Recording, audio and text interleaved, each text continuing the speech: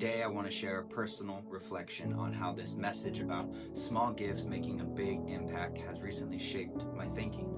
Don't forget to check out the full sermon on YouTube and join our growing community online.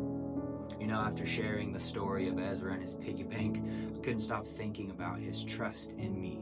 He had total faith that his small savings would be enough because he believed I would handle the rest. You know, and it hit me how much this mirrors our relationship with God.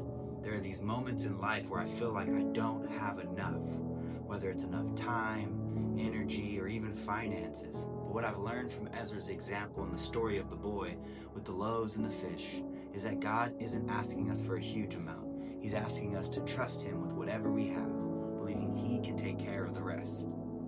One of the biggest lessons I've learned reflecting on this is that what feels like not enough in our hands can become more than enough in God's hands.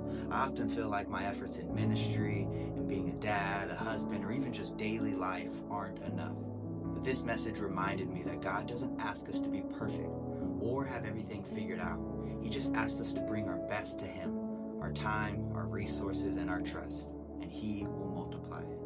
It's a comforting reminder that God works through our limitations. John 6:10-11 said, "Then Jesus took the loaves, gave thanks to God, and distributed them to the people." Jesus took the little that He was given and turned it into an abundant blessing. That's what He does with our lives too. I've also been reflecting on how small steps of faith can lead to big change. Sometimes it's easy to overlook small things we do for God, whether it's giving financially, serving, or just spending time in prayer.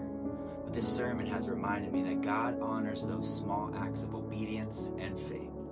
It's easy to feel like our little contributions don't matter, but Luke 16:10 reminds us that the faithfulness in the small things is what leads to larger blessings.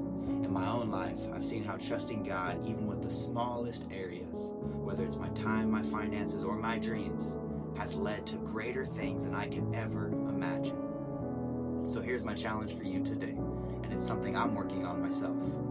Trust God with whatever you have, no matter how small it feels. Whether it's your time, your talents, or even your finances, God can take what you give and do something incredible with it. Just like the boy with the loaves and the fish.